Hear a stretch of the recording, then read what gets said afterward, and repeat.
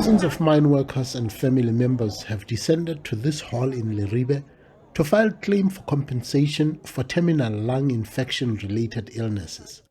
The Mineworkers Provident Fund and SABC Trust Funds are on a roadshow to find legitimate beneficiaries. Here in Lesotho alone, we're looking at about just over 3,000 beneficiaries and members to the value of around about just over 24 million. Those are the people that we're looking for here in Lesotho. And I'm glad to report that as of this morning on this venue, we've already identified about 2 people who we owe more than $500,000 each. Ndlovu says the unclaimed funds is a result of most mine workers not being aware of the benefits due to them and other schemes they had contributed to. For instance, if a member is being retrenched in the mine, back in the days, they will just get retrenched, then they leave the country. So not realizing that they were contributing in a provident fund. And unfortunately, back in the days, there were limited contact numbers. People had no cell phone numbers, so we couldn't reach to them. And also, because there are no addresses where we can go and trace them, in most cases, people coming from SADC, they will use the TEBA address.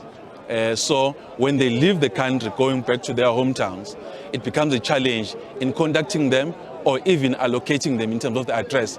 Meanwhile, the SABC Trust Fund says it has made significant progress in payments to beneficiaries in Lesotho. We are proud to announce that 1 billion has been paid in payments. Of that 1 billion, 420 and above million has paid to the families of Lesotho.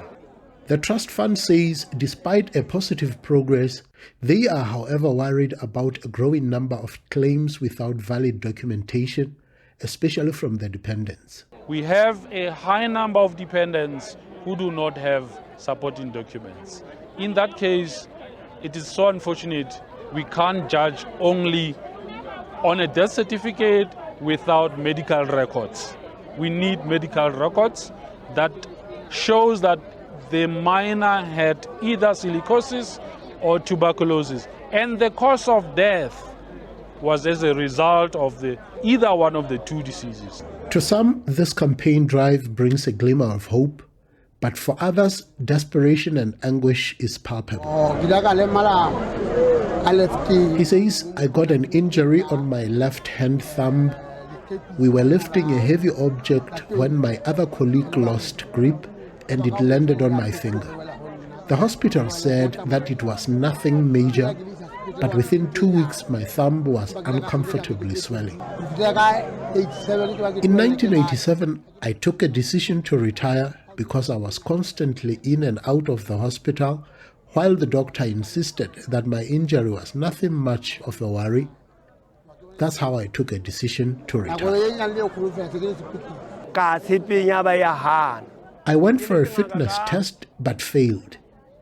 The doctor then recommended that I no longer work underground due to my unfitness. On the 3rd October 2018, I got my retirement benefits.